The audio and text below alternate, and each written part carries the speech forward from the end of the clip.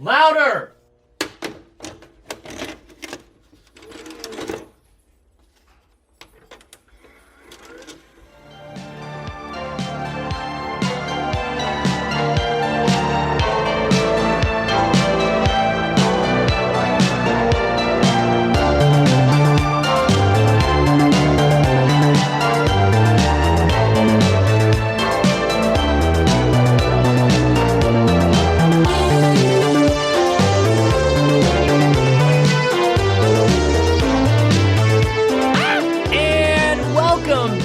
Lights, camera, exploitation. This is the pod boss, TJ Bowser, and joining me as always is my doppelganger, Kangabanger from Down Under, Mr. Brody Kane. What up, cunts? And Mr. Slick Nick. Hey, welcome back, everybody. We have a doozy of an episode for you today. But first, you know what time it is. It's time for your slice of life. Brody, tell them what you've been up to while we've been on hiatus. Oh, fucking, I've been here, there, everywhere, mate. Been across the fucking Australia. Went and saw my family, who I haven't seen in about 2.5 years, which was very good to catch up with them. Didn't really want to leave and come back to Western Australia, though, mate. It was pretty tough. I also had a wedding. One of my best mates got married, so I was the groomsman. That was a good night, actually. Hell yeah. Managed to avoid getting the spicy cough, also known as COVID.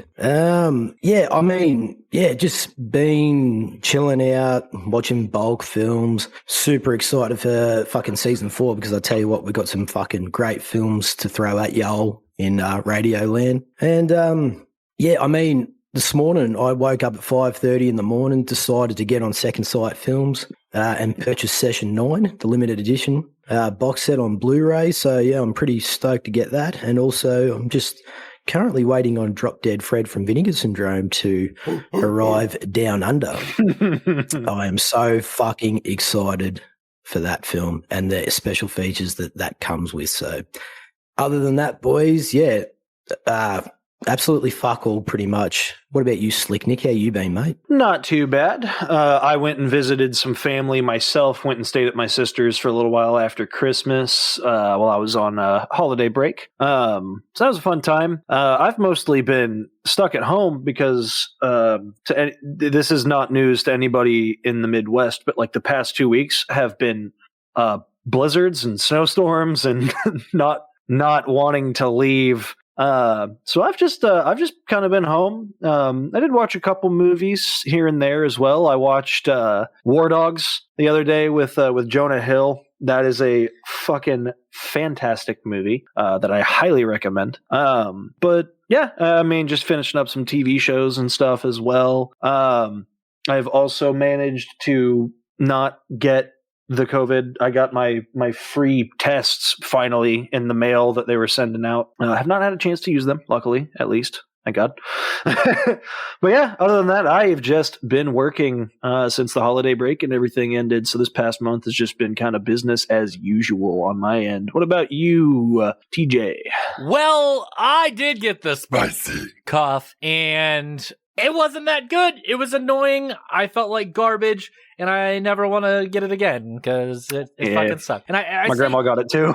More so the after effects sucked than anything, but other than getting fucking sick, I ordered a fuck ton of film. Brody probably can attest to this. The last couple Vinegar Syndrome drops, yep. I've been going crazy, stocking up on their Saturn's Core partner label. Absolutely love shot on video horror films. In February, if you don't know, Drop Dead Fred, which was originally slated for Severin release, was announced via Vinegar Syndrome with a very tasty slipcover, and both Brody and I purchased that, and I got my shipping notification this morning. I also got that Wicker Man set from Imprint Films via Vision, I think is the main company for that. Ordered that coming from Australia. Super excited for that to get here. But yeah, watching a lot of films. Watched Mario Bava's Black Sunday this morning.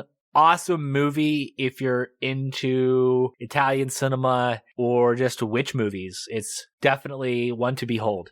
Watched tons of films, more I could get into, but I'm not going to waste your time.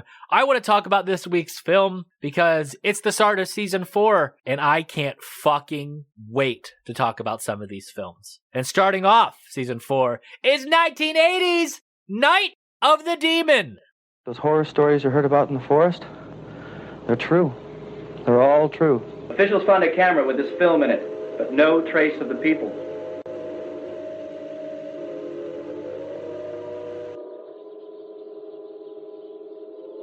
We believe that there is a creature living in these mountains. And possibly a close relative to man. We're already in Bigfoot territory, where all those people were killed.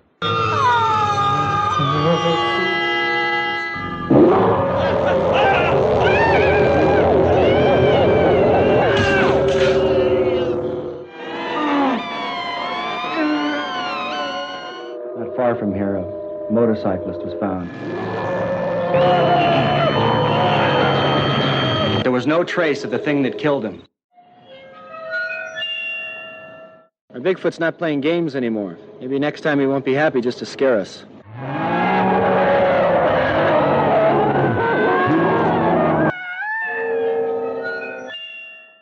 Directed by James C. Wasson, who also did Dreamer in 1975, Windows in 1984, What the Big Boys Eat in 1985, and Chip Off the Old Block in 1986. Writers Mike Williams, who did the screenplay, story by Jim L. Ball.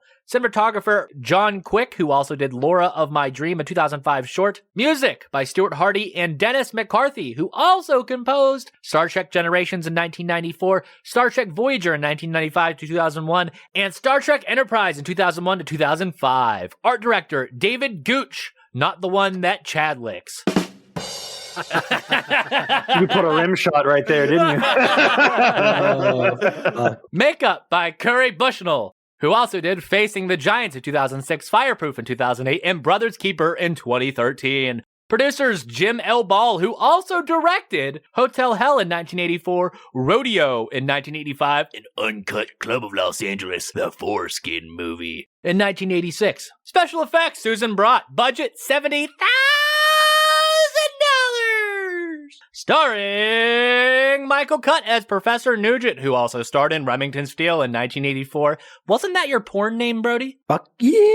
Yeah, I thought so. Chicago Hope in 1995, In Volcano in 1997, Q Eruption. Joy Allen as Classmate, what a name, who was also in Man in the Dark in 1964 and Archie Spunker's Place in 1982 to 1983, a TV series. Bob Collins as Roy, who starred in Lenny in 1974, Police Academy in 1984, and Seven in 1995. More on that film later this year. Well, a ripoff. Anyway, Jodie Lazarus as Linda.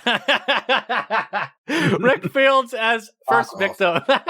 Those are fighting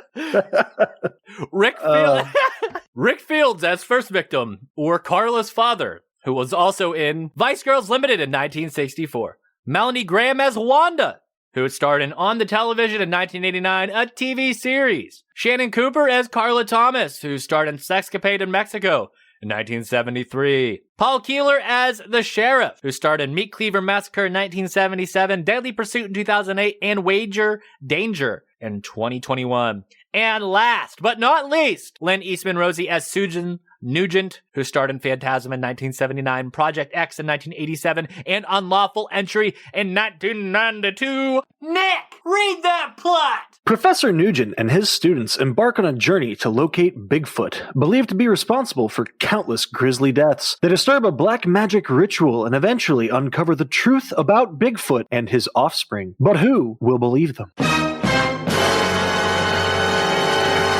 Awards. Didn't win any awards, but the motherfucker was on the Video Nasties list for an extended period of time. Could consider that. Yeah, that's kind of an award. An award at this point. Yeah. This film contains some very graphic violence and imagery. So anyone who has a weak stomach, be forewarned before you watch it. You're a pussy. Yes. What Brody just said. Boys? It's simple. Don't be a wake dog. Boys, it's been a while, but let's get physical.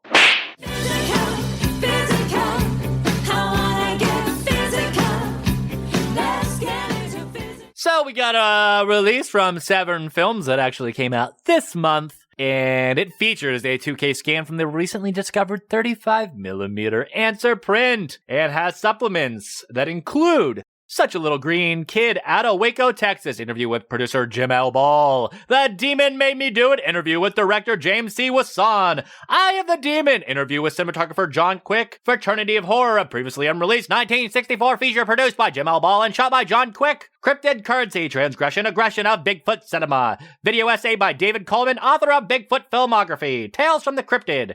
Interview with Stephen Bissett and co-authored Cryptid Cinema. Deconstructing Patty. Interview with William Munns, author of When Roger Met Patty. Mondo Bigfoot. Interview with Lyle Blackburn, author of Boggy Creek Casebook. Ban the Sadist Videos. Ban the Sadist Videos Part 2. And My Nasty Memories. Interview with Ban the Sadist Videos director David Gregory. And of course the trailer. Additional information! Brody, take it away! Film was originally titled The Revenge of Bigfoot. However, the title was later changed to Night of the Demon before its release due to the waning public interest in movies based around Bigfoot that had been popular through the 1970s, such as Bigfoot, The Capture of Bigfoot, Creature from Black Lake, The Curse of Bigfoot, The Legend of Bigfoot, The Legend of Boggy Creek, Return to Boggy Creek, and Sasquatch, The Legend of Bigfoot, just to name a few. Quick question. Is the same director of The Legend of Boggy Creek the same director who did The Town That Dreaded Sundown? Ooh, I don't it fucking might know. be. That's a good question. Charles B. Let me Pierce? see. Does that sound correct? I'll put $10 on it and say that it is. Who directed that? Yeah, Charles B. Pierce. Yes, it is. Fuck it, I'm good. For that one, I only got titles from the 70s. So just to show how many had come out like right before this, so I can understand. Okay, so while I was watching the supplements, real quick here, I want to say it was the Cryptid Currency supplement. They showed screenshots of posters of Bigfoot, various Bigfoot films, and one of them showed like a mech Bigfoot. What the Why are we not watching that right now? Like half Bigfoot, like half cyborg. What? I can't remember what it was called, but I saw it. It popped up on screen, and it exists. There was Megafoot! Yes.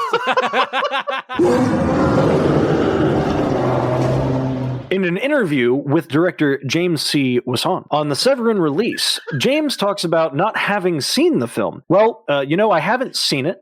Based on what I shot, the film completed as how I shot it. There was no reason to ban it. There were no bloody scenes in it that I could remember. There were scary things, but there was no gore at all. Someday I'm going to have to sit down and watch the film, and I'll have a better understanding of why it was banned. So we also have Mr. Wasson talking about being picked to direct the film. One day a buddy of mine called and he said, I'm about to do a film, a horror film. Would you direct it? I said, well, of course I would. So that was the beginning of our relationship in this film, Night of the Demon. It's that fucking simple. I want to do this. But I'm guessing, because I don't really elaborate on it too much, so I'm guessing that he's talking about the producer, Mr. Jim Ball. James goes on to talk about Jim L. Ball's script.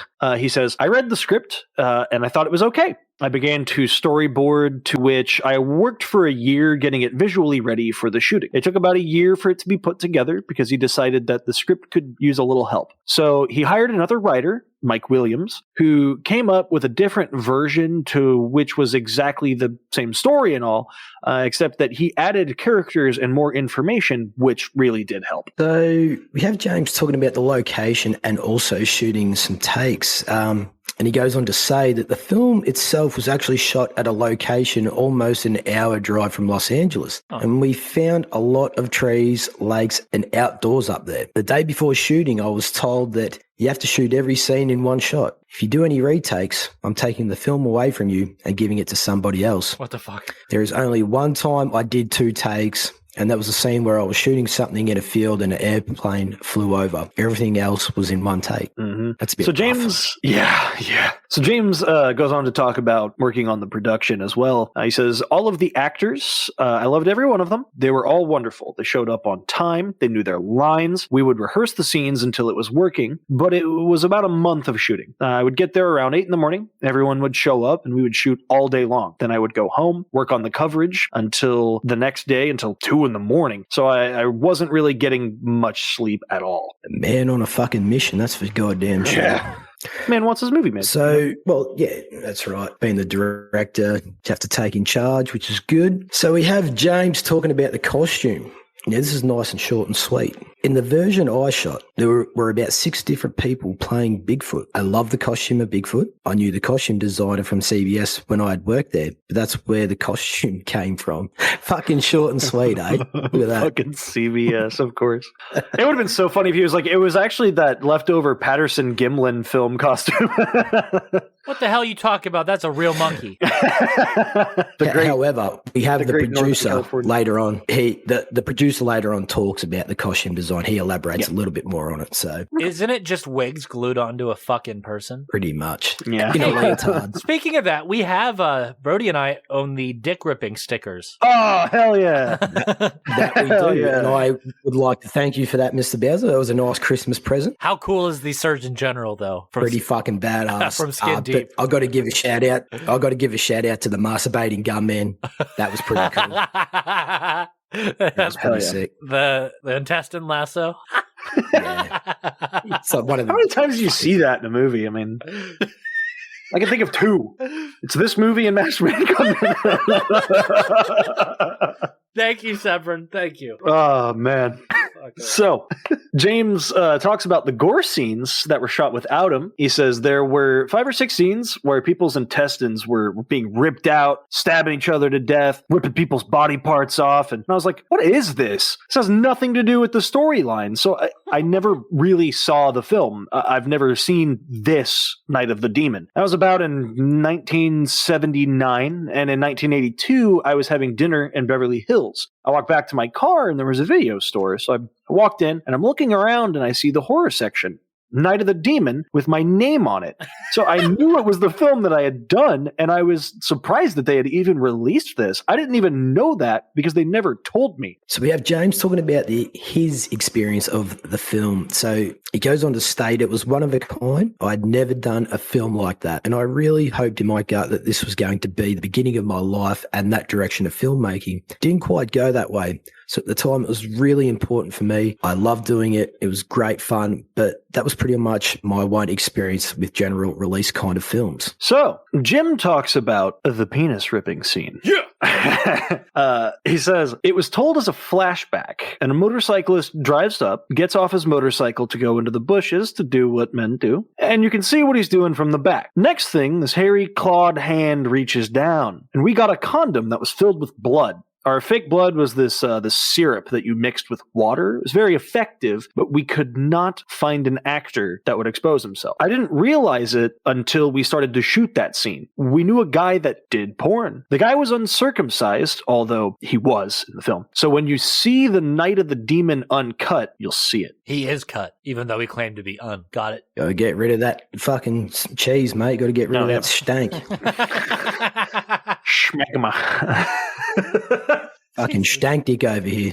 So Jim Ball, the producer, talking about the design of Bigfoot. Well, I hadn't thought of this in 50 years, to be honest, but we went to a leotard lady and then we went to a mannequin store that was throwing away wigs. So we got those wigs, cut them up, sewed them to a leotard, and that was pretty much it. Also, we got a mask and it cost about $600.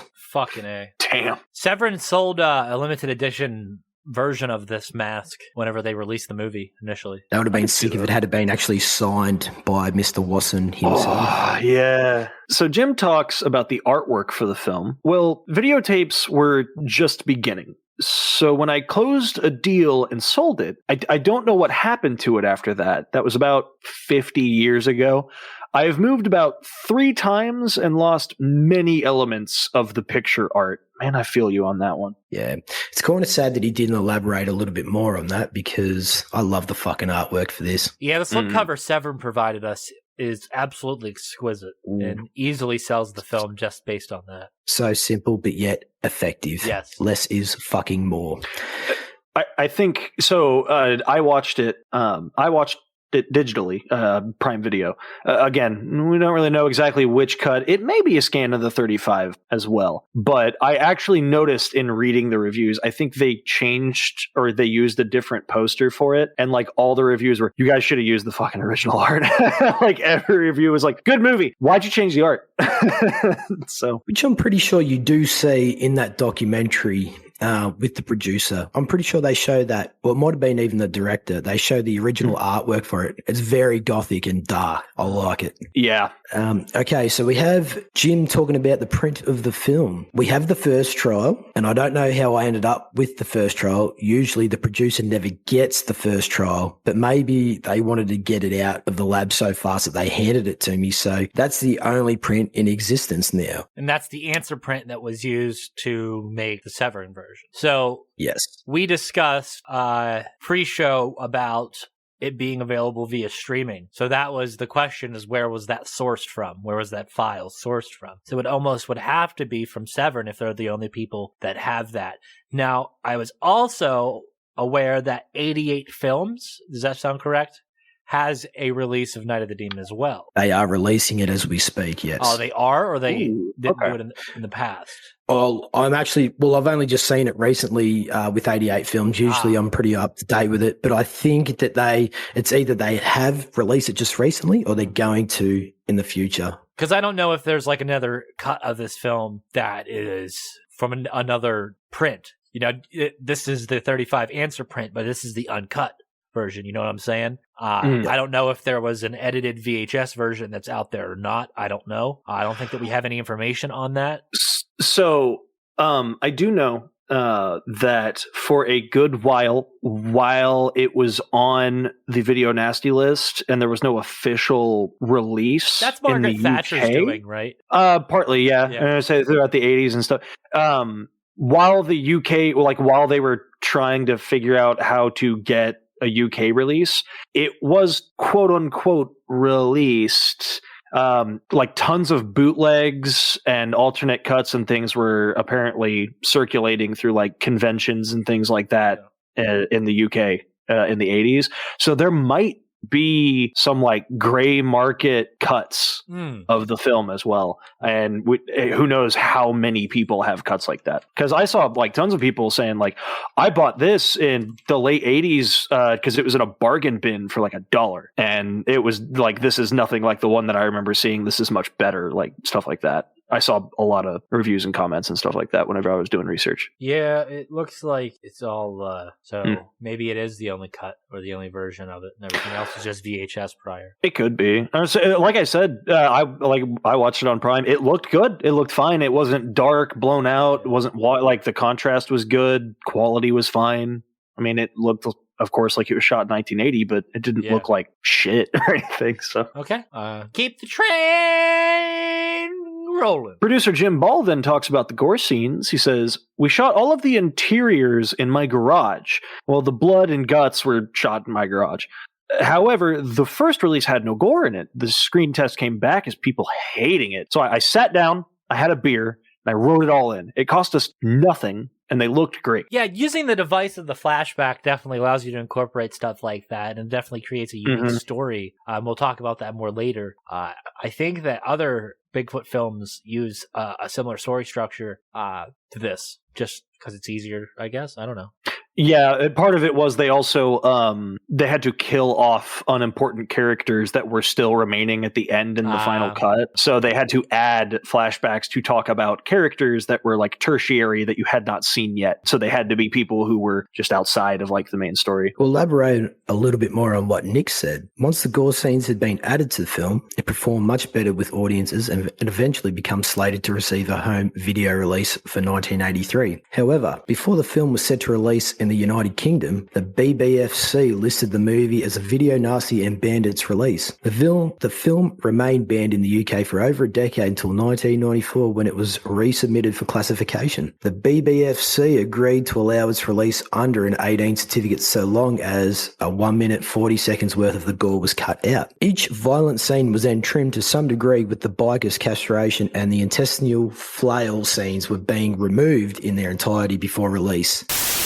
We interrupt this program to bring you a special report. What's up, everyone? It's your host with the ghost, the prince of the paranormal, the duke of the dead, the cryptid keeper himself, Lord Scubacabra, from the podcast Somewhat Supernatural, here to talk to you a little bit about Bigfoot. Now, I watched Night of the Demon at TJ's request, and I just want to give you a little differences from what we actually see on screen and what an actual Bigfoot / Sasquatch is actually like. So, in this film, Sasquatch is depicted as this evil entity, this demonic monster that's ripping people apart in his woods. And in actuality, there's never really been an actual reported account of a Bigfoot creature killing someone, as far as we know.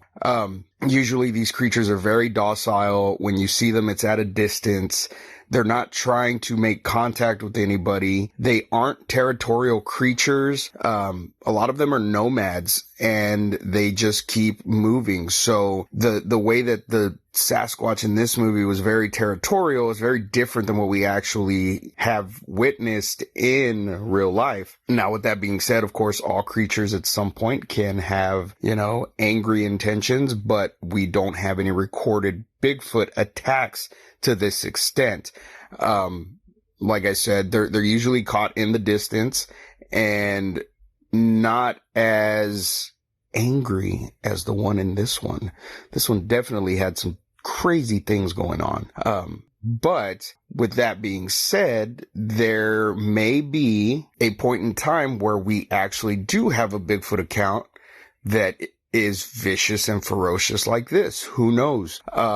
There are Bigfoot sightings nearly every day in different parts of the United States. So there's more than one out there. Who knows if they are living in, giant packs. And, there is the interdimensional aspect that some people think that Sasquatch can travel between dimensions, and that's why he is rarely seen. So who knows? But when you're out in the woods, keep your eyes open, because you don't want to get your dick ripped off if he does have a bad day.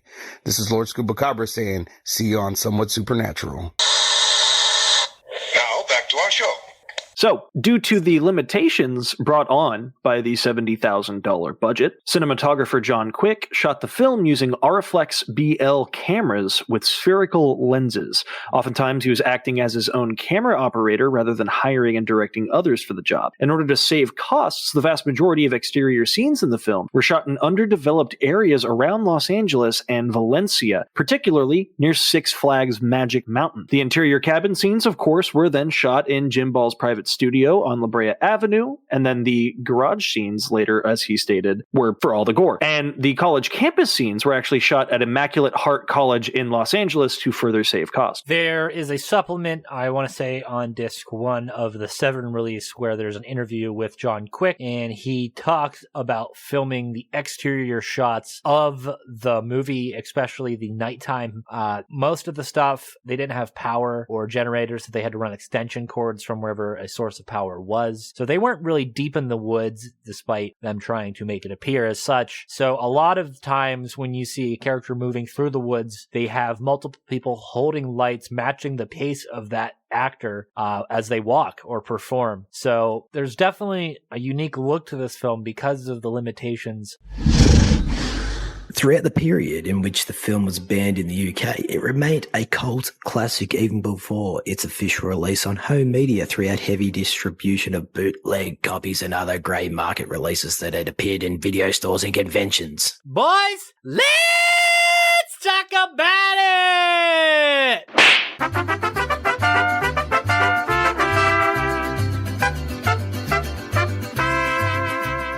Okay, so favorite performance of the film, Nick?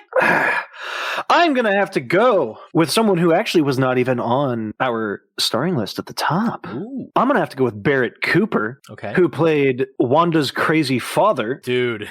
What killed the baby Bigfoot and set the chain of events in motion, because holy shit, that man plays crazed, devout religious father so well. Honorable mention to Professor Nugent. He's like the male version of Carrie's mom. Michael Cutt. Yeah.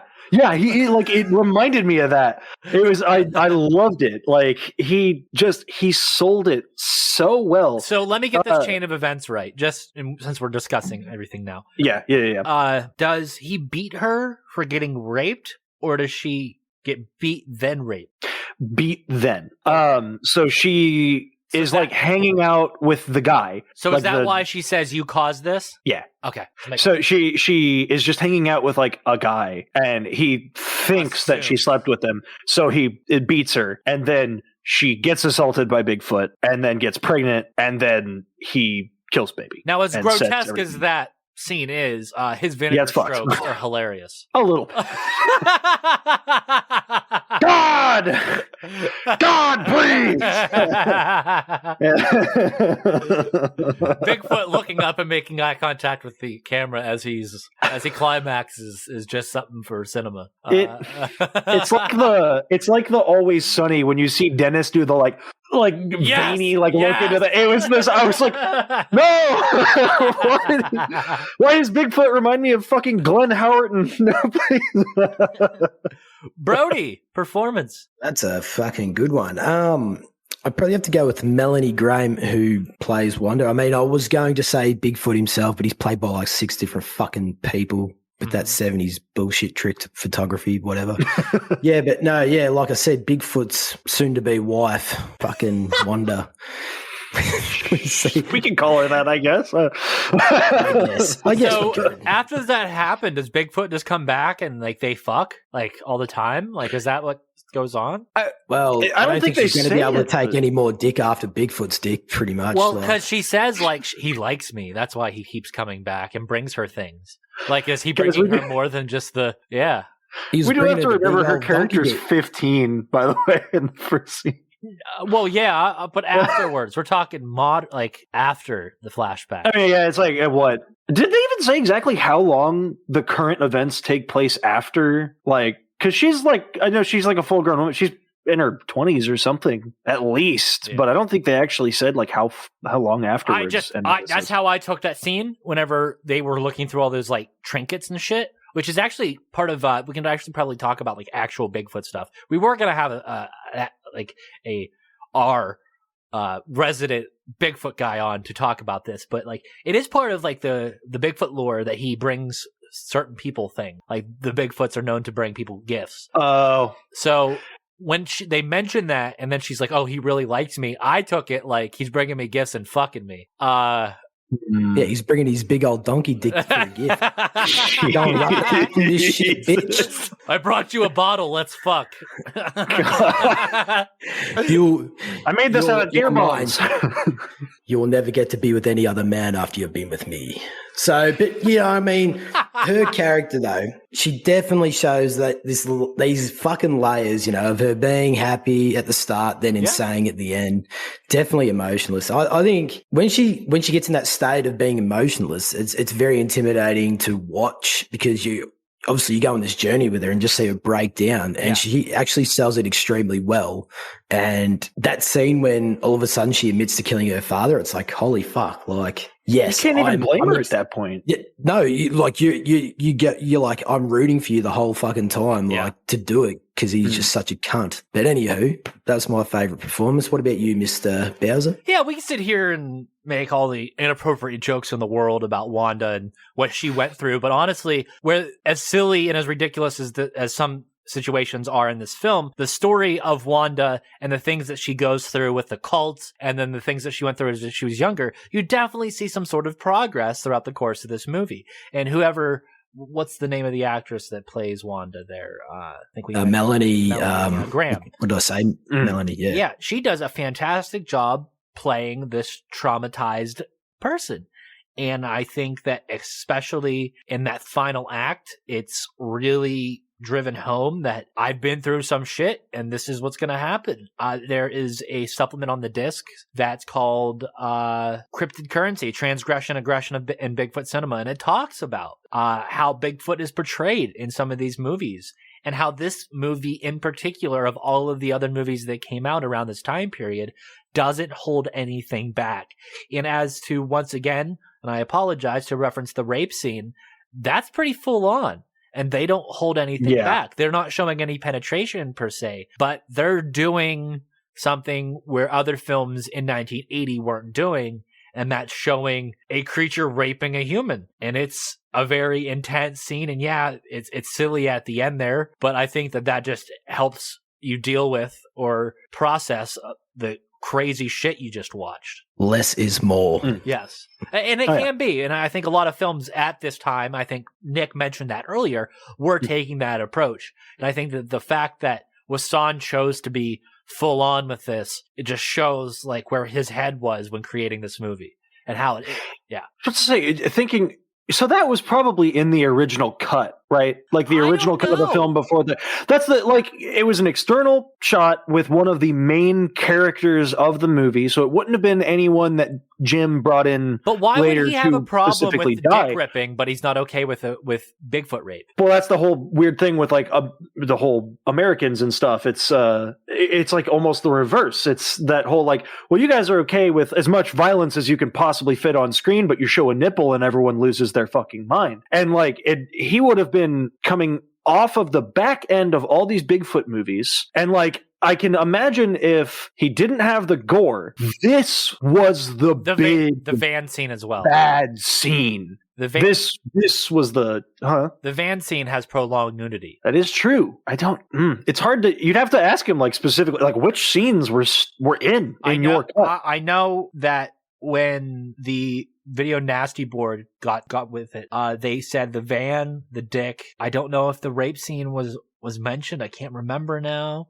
And I think that final sequence where everybody's getting murdered at the end, I think that makes also, sense. Yeah. But you could easily, like, even if he did have the van scene in, what's to say that you can, like, cut that before the violence starts? Like, maybe he actually shot some of those scenes and then cut it. And then old mate, the producer, just come in and just said, jump in this van and we're going to shoot some gore scenes, you know? So who knows? In the original version, there could have been a van scene, but then Mr. Ball was just like, fuck this. Yeah. Let's add some gore to that. Yeah. Yeah. I don't know. Also, did you Keep going, notice? Blake. I don't know if Brody will pick up on this, and this will transition probably into this.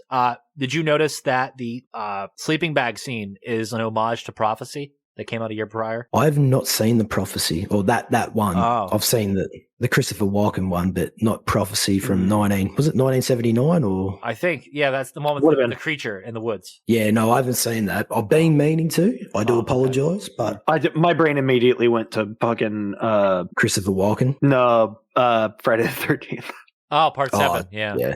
Yeah, it immediately went to the simulated campers into the tree. Jason X, yeah. Yeah.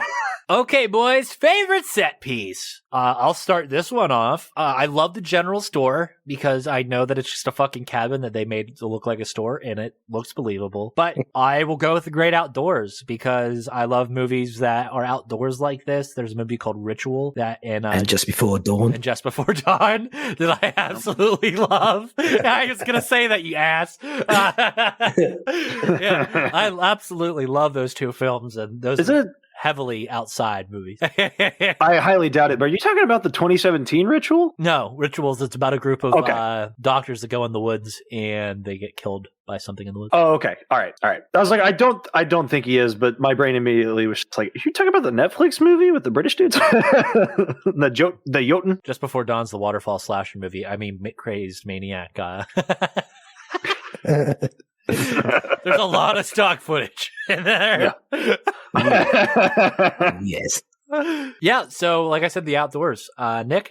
Just say, I kind of had more specifically a certain room within the cabin. Oh. I had the dead baby shrine. Fucking A, man. The shrine that she had spent the last however many, I guess an untold, because like I said earlier, they don't really say how, like, where we are now as compared to the flashbacks. But like, you know, how long she's spent in there, either alone or being visited by Bigfoot. And like there's all the trinkets and stuff, and it's half mysterious as to whether he's going in there and like building it with her almost like a freaking nest. Because we do see later whenever he comes back that he does care about his dead baby. That scene so, like, almost made you feel for Bigfoot, just because the fact that he picks up the coffin. Yeah, almost.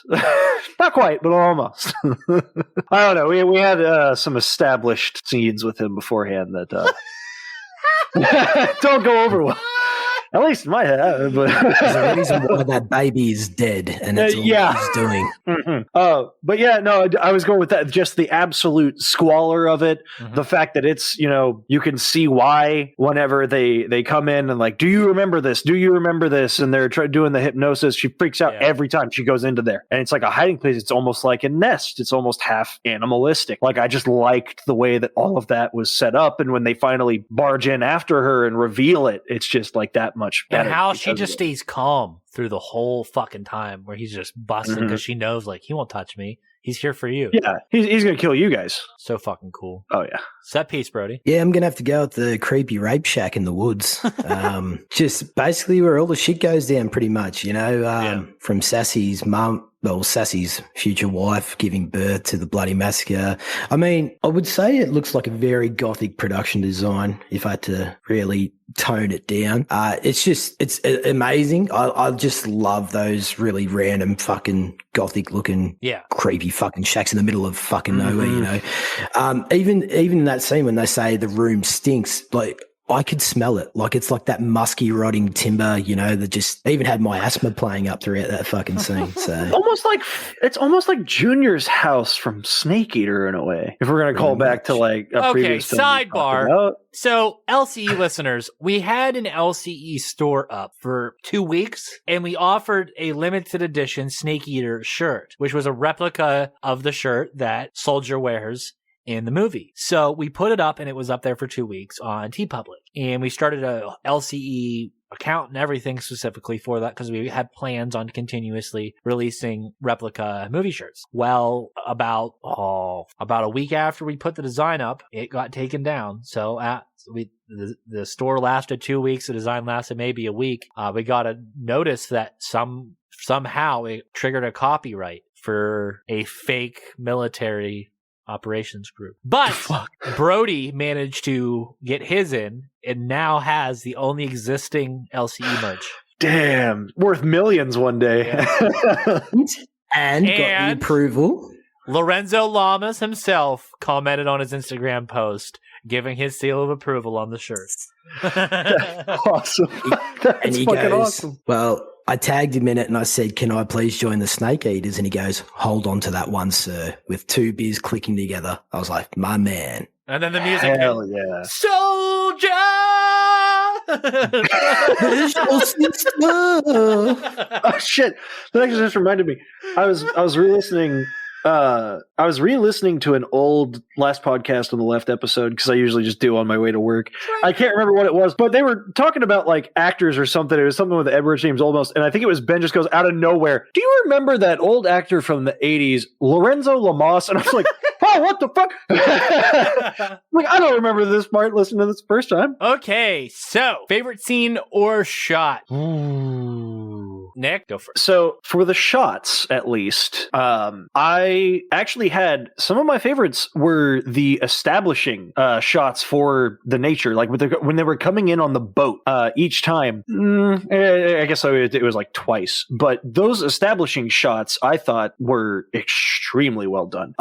Especially now knowing that, there's an extension cord running off behind the camera, and it's almost brought like the same sort of like, whoa, okay, that looks really cool, that I felt with establishing shots in like The Revenant, like just recently, like the Leonardo DiCaprio Revenant of them coming down the river on the boat. I got the same sort of feel with them coming in, and the music I thought for that was also just extremely well done. Like props to, the composer and everything for it. It kept reminding me of that song Glory Box. But I guess I did have an honorable mention. The title screen, the bloody Bigfoot footprint, the like iconic one you think of Bigfoot. Fucking cool. It filling up with the blood and everything. I was like, oh, we are in for a treat.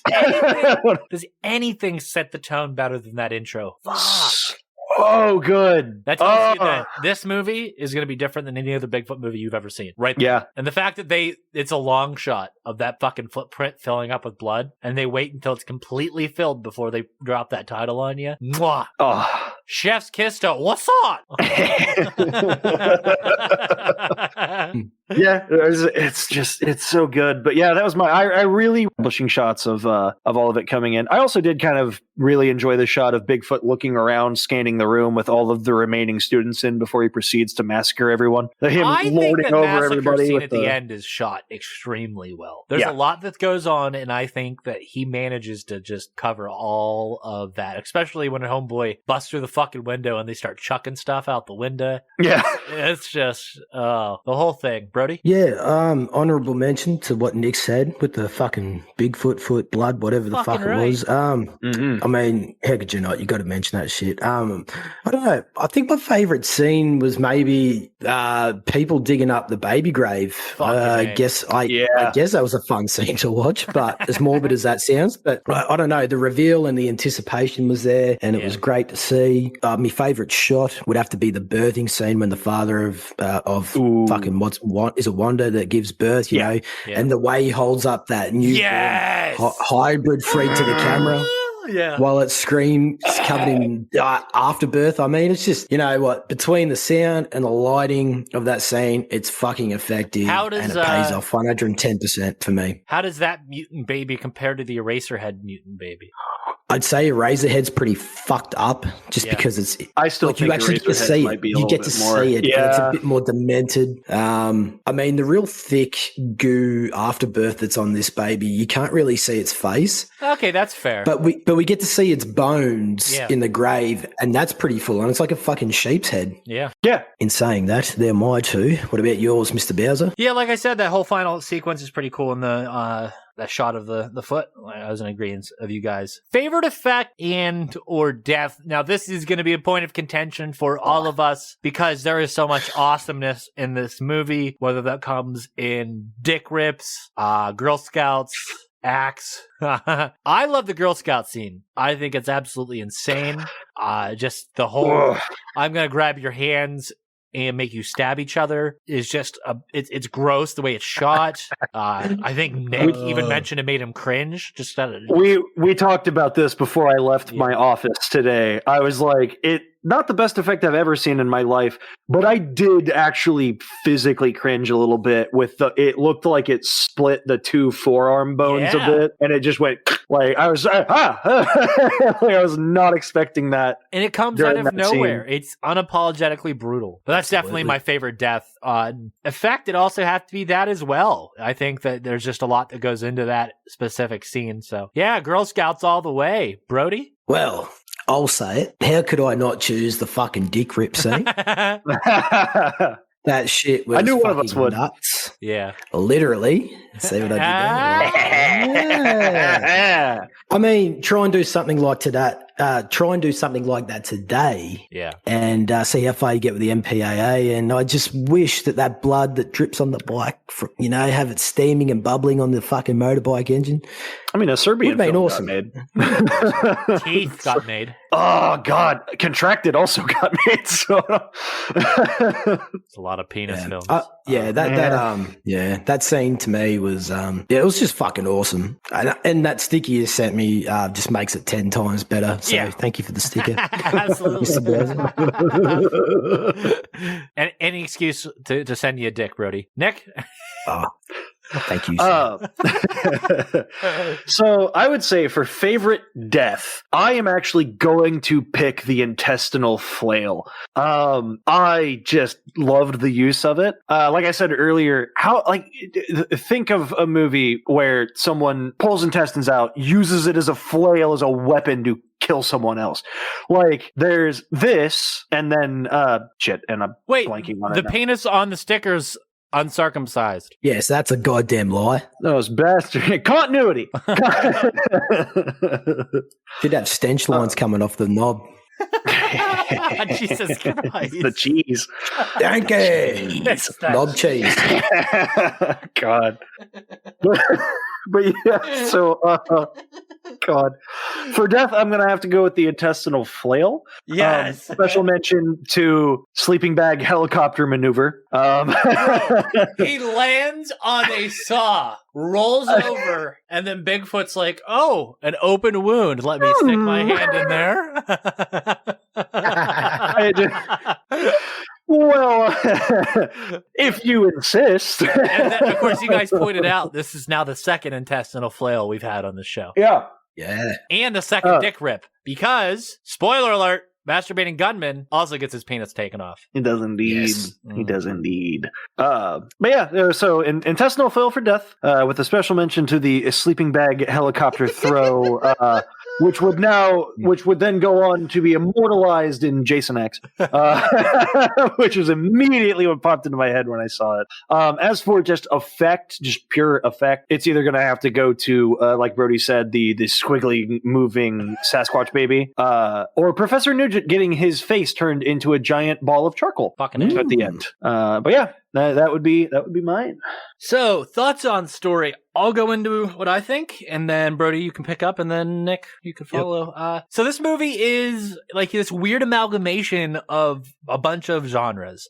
This is a cryptid movie through and through, but there's like hints of folk horror in here with the weird cult stuff and like bit of a slasher as well. Yeah, a bit of a slasher stuff. Found footage, maybe? Yeah, there's kind of that feel in it. I think that's only because of the footage is so low budget that it almost feels documentary-esque at times.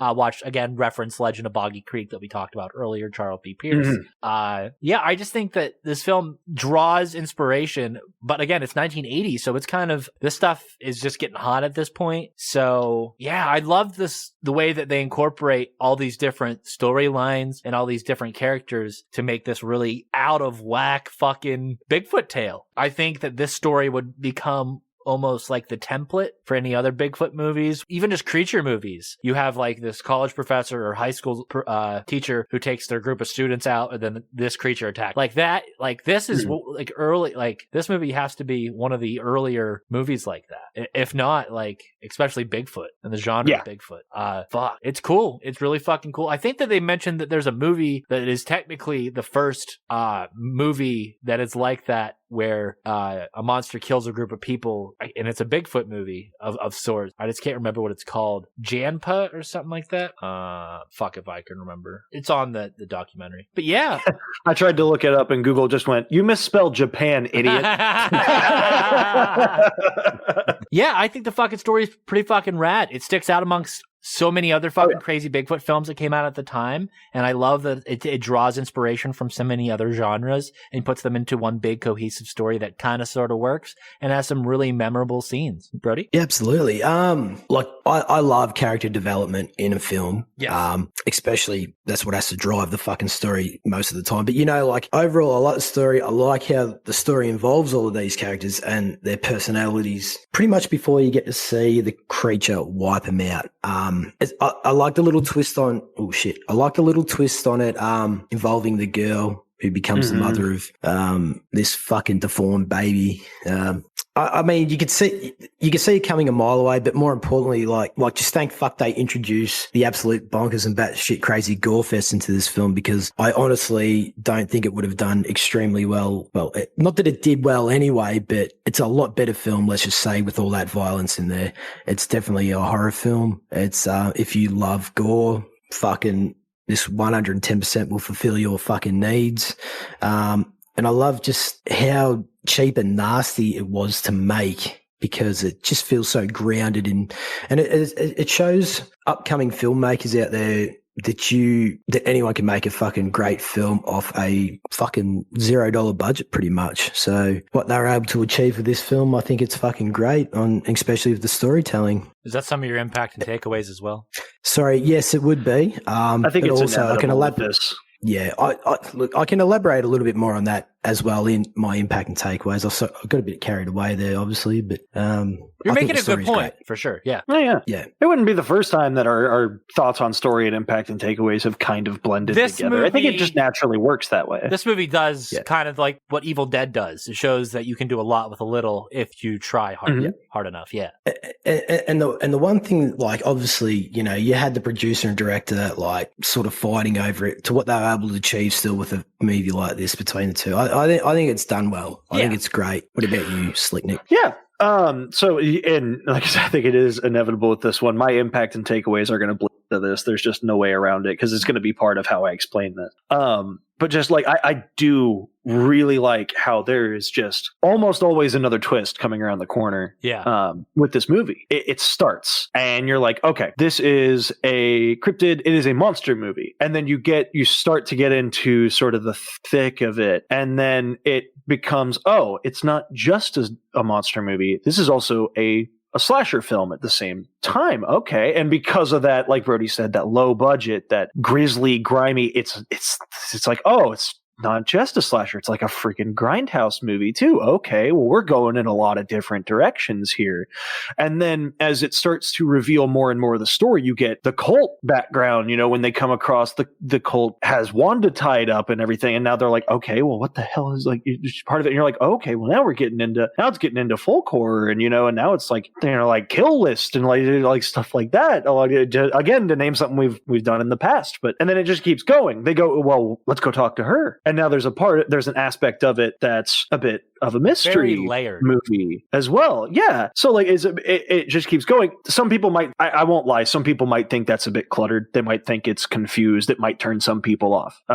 There's just no way around that. If it's not for you, it's not for you. But I think that it works. Yeah. I think that each twist adds a new layer and it adds more context and it makes it just more interesting to watch. You now get to this point and you get that flashback. You find out what happened to Wanda. Now it's like, oh, well, now there's a little bit of I Spit on Your Grave, a little bit of Irreversible in it. Maybe it's a bit of a like sort of rape revenge film kind of thing going on. Last House on the Left sort of thing probably would have came out, you know, I think a couple years before this too. And then you find out, you know, she killed her father, which, you know, like she killed her father. She's sort of weirdly Stockholm syndromed by the Bigfoot. And so she's now a part of it. And it's almost like looking down the line, if you've seen Prisoners, it's similar to it in that the person who you think is innocent ends up, you know, and there's red herrings like here and there. And it just gets more and more complex as the film goes on until it reaches just a boiling point. And then it goes, all right, we have to climax for this. Where do we go? Well, fuck, you thought it was going to be a monster movie at the beginning. Hell yeah. Let's just go balls to the wall for the finale. And you want a monster movie? We'll give you a fucking monster movie. Fucking A. So yeah, I guess that was just kind of mine. That does cover my impact and takeaway. I would not be surprised at all if the guy who directed Irreversible or Prisoners or like any of those just went, yeah, I saw that movie. Pretty good. I got a gray market UK release. So So finishing things off, this movie dared to do something different in a time or really at the height of the popularity of the Bigfoot movie genre. And with the way movies are now, especially in the Bigfoot genre, it definitely stands out as one to set a precedence, and especially around with what was going on with video nasties at the time, and for it to be caught up in all of that, it stands out as one of those titles that said, hey, it changed the course of history. It impacted or negatively impacted, you know, the BBFC in this way that they said, hey, this is going to be on this list of films that you cannot see because it's going to destroy our culture in some way. But it's just crazy to think that this movie was only available to a select few of people who were lucky enough to own it on VHS up until this month where it dropped on Blu-ray. And I'm just happy that Severn Films was able to preserve this part of history and we're able to watch it restored in an HD and with all these accompanying supplements to really give you a perspective of the situation, what was going on when they created this film, and a lot of that behind the scenes information that really that shows how important this film was to just the genre, to cryptid cinema, and just to what Severn is doing as a company with releasing these video nasties to the mass market now. So thank you, Severn, and fuck yeah. Anything you want to say, Pretty? I would like to see a remake to this. Okay. And I mean, like, you wouldn't make it identical, but the potential it has, you know, especially today, you know, with not too many Bigfoot films out there, this could be a crazy good film to actually, you know, do a little bit of a throwback to the 70s and 80s, grindhouse type film. And it'd be a fresh take on the Sasquatch genre, I find. Do you know what? For an example, all right, here we are. One scene, we could have our own Bobby and the Sasquatch battle it out. It tries to rip Bobby's cock off, succeeds. Bobby beats it to near death with his Italian man meat. It'd be a cool Easter egg on the OG with a twist. I like this. There you go. Except Bobby has no dick and he becomes the masturbating gunman now. Directed by Lars von Trier.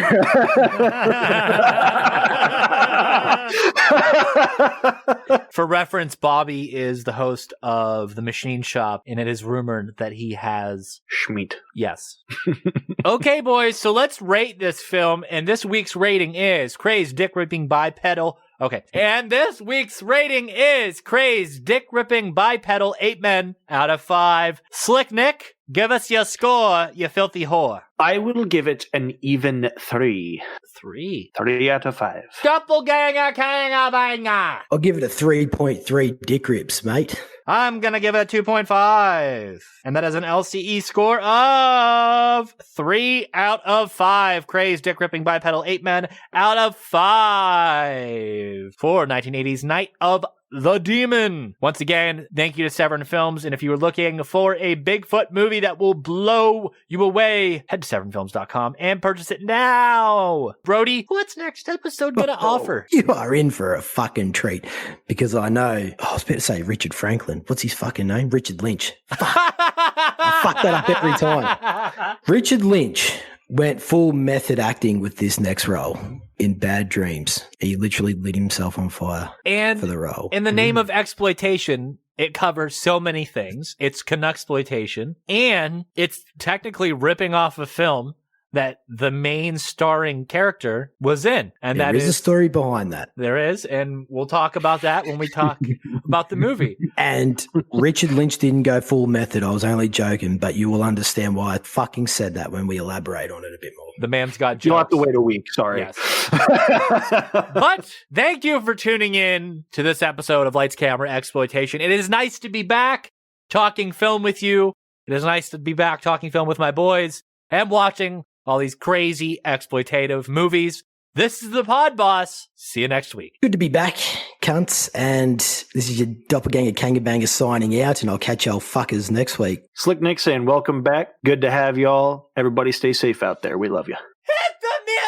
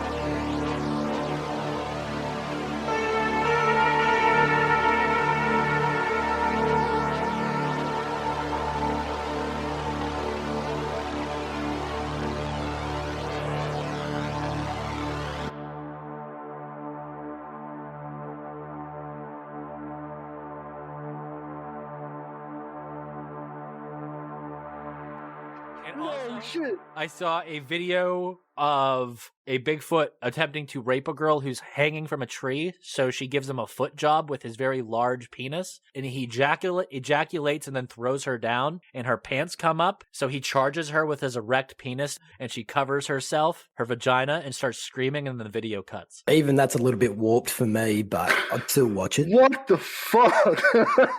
I wonder what the word is for Sasquatch fetish. I wonder what that would be. I don't know. I only know it's... Cryptosexual. Oh shit, you're probably right. I just How know the on. fuck do you even know that? I just guessed. That could probably be it. We'll go with that. I just know because last podcast has creepypasta episodes, and Henry always reads. If it's cryptozoology, then it'd be cryptosexual, right? Anyway. Cryptophiliac? Anyway, this is for the bloopers.